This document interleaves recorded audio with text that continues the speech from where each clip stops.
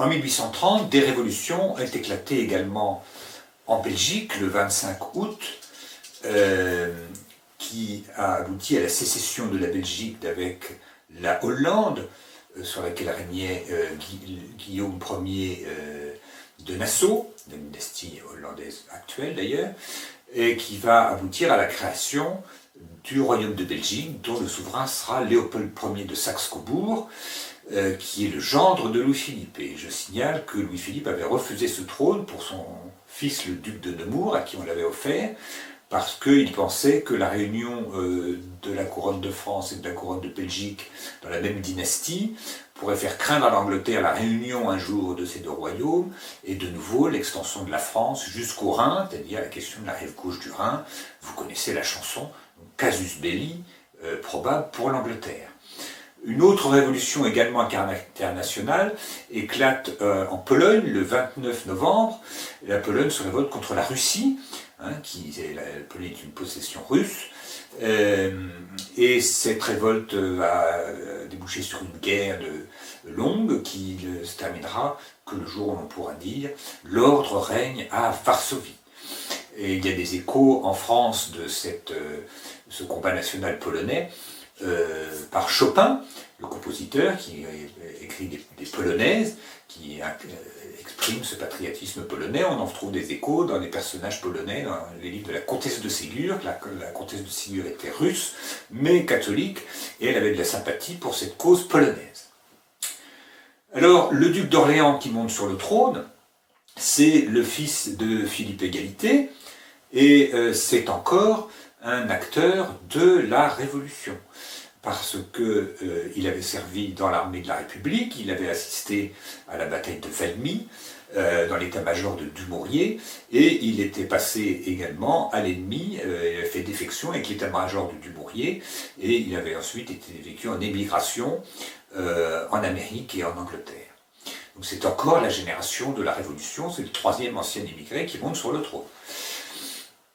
Et cette révolution qu'il porte sur le trône, elle a été faite pour défendre la charte, si bien que la nouvelle charte constitutionnelle qui va être promulguée va ressembler étrangement à la précédente, avec des modifications, notamment l'élargissement du corps électoral. Pour voter, il faut avoir seulement 25 ans au lieu de 30 et payer 200 francs d'impôt au lieu de 300. Et pour être éligible, il faut avoir 30 ans au lieu de 40 et payer 500 francs d'impôt au lieu de 1000. Alors le corps électoral, il passe de 100 000 électeurs à 245 000. Alors c'est 2 fois et demi, mais dans un pays de 28 millions d'habitants, il n'y a quand même pas de quoi grimper au rideau. C'est une augmentation, mais enfin elle n'est pas phénoménale. Il y a d'autres modifications plus symboliques. D'abord, le catholicisme n'est plus religion d'État, mais simplement la religion de la majorité des Français, tel qu'il était défini dans le Concordat de 1801. D'autre part, c'est une modification plus importante, les chambres, c'est-à-dire la chambre des pairs et la chambre des députés, peuvent proposer des lois, ne se contentent plus de voter celles que le roi leur soumet. Et le roi n'est plus de droit divin, c'est un roi issu de la souveraineté nationale. Et il n'est plus roi de France, il est roi des Français. Et le drapeau blanc est remplacé par le drapeau tricolore. Le tricolore, c'est bleu, blanc, rouge, au cas où vous ne le sauriez pas, très jolie couleur. Et cette monarchie qui se met en place, on la qualifie de monarchie bourgeoise, qui le symbolise, c'est l'image du roi Louis-Philippe, avec sa redingote, son chapeau sur la tête et son parapluie sous le bras, comme un honnête bourgeois ordinaire. C'est une image de propagande. En réalité, beaucoup d'autres portraits montrent que Louis-Philippe avait parfaitement conscience d'être assis sur un trône. Mais ce régime s'appuie sur une garde nationale, alors qui est bourgeois.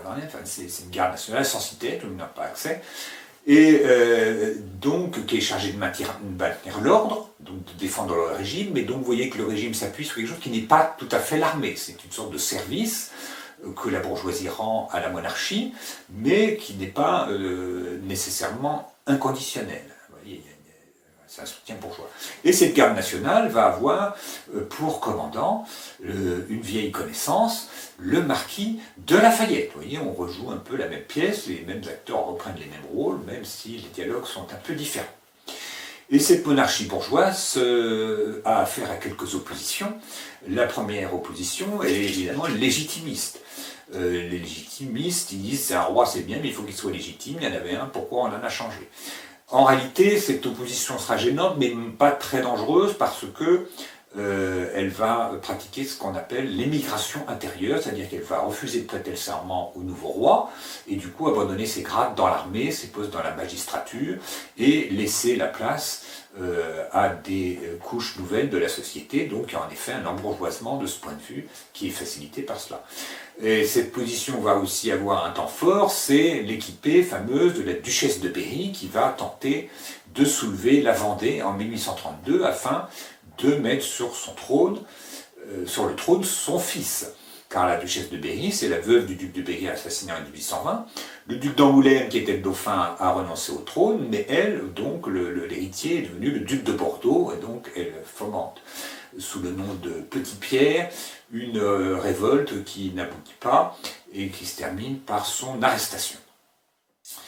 Et il y a quand même un passage difficile, c'est que il y a une révolution, et Louis-Philippe va entreprendre de faire juger les ministres de Charles X. 4 ministres, nos Polignac, Chantelose, Guernon-Rainville et Perronnet vont être jugés bien. Et ils vont être jugés par la Chambre des Pairs et condamnés à la prison à vie, sentence qui sera suivie d'une amnistie en 1836. C'est un passage un peu délicat parce qu'il peut mécontenter la gauche si la sentence n'est pas assez forte et les légitimistes si on les condamne à mort. Et Philippe veut éviter ça parce qu'il se dit si on recommence à couper la tête de tout le monde, c'est de nouveau une révolution. Et la révolution pour lui s'arrête au moment où il met les fesses sur le trône et ne continue pas. Une deuxième opposition sur les bonapartistes qui vont être incarnés par Louis-Napoléon Bonaparte, c'est le fils de Louis Bonaparte qui a été roi de Hollande, et qui va tenter de soulever l'armée. L'armée, c'est elle qui aime bien Napoléon, elle lui a donné quand même beaucoup de travail, et il va tenter de la soulever une première fois à Strasbourg en 1836 et une deuxième fois à Boulogne en 1840, sans autre résultat que de passer quelque temps enfermé au fort de Ham, dont d'ailleurs il s'évadera déguisé en ouvrier. Et cette opposition bonapartiste, Louis-Philippe va essayer de la désarmer en entretenant, peut-être pas maladroitement parce que ça a des conséquences, le culte de Napoléon et la légende napoléonienne. Et notamment, il va faire ramener en France les cendres de Napoléon, qui est mort à Saint-Hélène en 1821, il a été inhumé là-bas, et il fait ramener sur le navire La Belle Poule, avec un de ses fils à bord d'ailleurs, les cendres de Napoléon qui va être enterré en grande pompe aux Invalides. C'est lui aussi qui fait construire et ouvrir le musée de Versailles. Le château de Versailles est en mauvais état parce que ça fait 40 ans qu'il est vide, il prend un peu l'eau de partout. Louis-Philippe, il fait organiser un musée de l'histoire de France qui raconte toute l'histoire de France. C'est l'époque où on raconte l'histoire nationale plutôt que l'histoire dynastique. Et donc il va prendre tout depuis Vercingétorix, alors de manière parfois un petit peu folklorique, tous les rois de France, et jusqu'à, y compris, la Révolution, le Premier Empire, la Restauration. Voilà, il essaye de réconcilier, si vous voulez, les Français avec l'ensemble de leur histoire, parce que cette période a été tellement marquée par la guerre civile. À partir de 1830, s'installe vraiment en France la révolution industrielle. Tout s'accélère et donc il va y avoir l'apparition de la question ouvrière, et puis d'une question qui est connexe, qui n'est pas tout à fait la même, qui est l'apparition également du socialisme.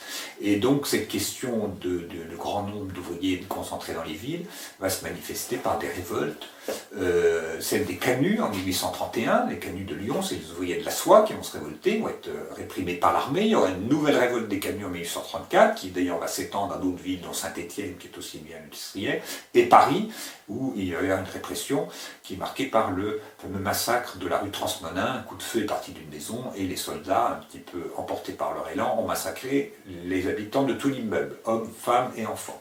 Voilà, quand il y a des répressions et des révoltes, ce sont des choses qui arrivent. C'est un fait divers qui a été qui a fait grand bruit à l'époque, mais qui n'est au bout du compte qu'un triste fait divers. Et puis ces révoltes des canuts vont recommencer en 1848, on le verra plus tard. Alors, Louis-Philippe, en réalité, il cherche à mener une politique personnelle. En jouant des rivalités entre les hommes politiques, il va mener une politique personnelle, c'est facilité par le fait qu'il n'y a que 245 000 électeurs, et d'autre part, un tiers des députés sont des fonctionnaires, sur lesquels il y a des moyens de pression. Et donc, en réalité, il va gouverner d'une façon qui n'est pas tellement orléaniste, en fond. Il gouverne un peu à la façon de ses prédécesseurs, finalement. Et cette politique, il y a deux événements qu'on peut en retenir. C'est d'une part la poursuite de la conquête de l'Algérie, qui reprend en 1836 à cause de la révolte d'Abdelkader, qui va être combattu par le général Bugeaud, qui est connu, qui s'était fabriqué un képi avec une visière devant et une derrière pour se protéger du soleil, ce qui a donné l'idée de cette chanson connue, As-tu vu la casquette, as-tu vu la casquette du père Bugeaud?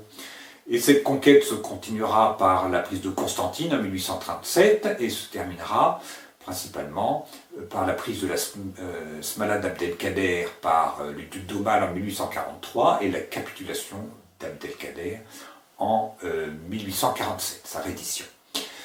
Je signale aussi en 1833, Louis-Philippe, il y a eu beaucoup de guerres avec l'Angleterre, il se rapproche de l'Angleterre, la reine Victoria lui rend visite, et c'est la première entente cordiale. Il y aura une autre entente cordiale à la veille de la guerre de 14, mais la première entente cordiale avec l'Angleterre, c'est Louis-Philippe en 1833. De 1830 à 1840, il y a 9 présidents du Conseil, un peu plus même de ministères, parce qu'il y en a qui reviennent plusieurs fois. Donc vous voyez une grande instabilité qui permet à Louis-Philippe de faire un peu ce qu'il veut. Et en 1840 arrive au pouvoir, l'homme qui va symboliser le régime, c'est François Guizot. C'est un protestant, il est un peu sévère, etc. Et, une des questions qui va se poser de plus en plus, c'est l'élargissement quand même du corps électoral, par l'abaissement du cens, comme cela a été fait en 1830. Et c'était une question qui a causé la révolution de 1830.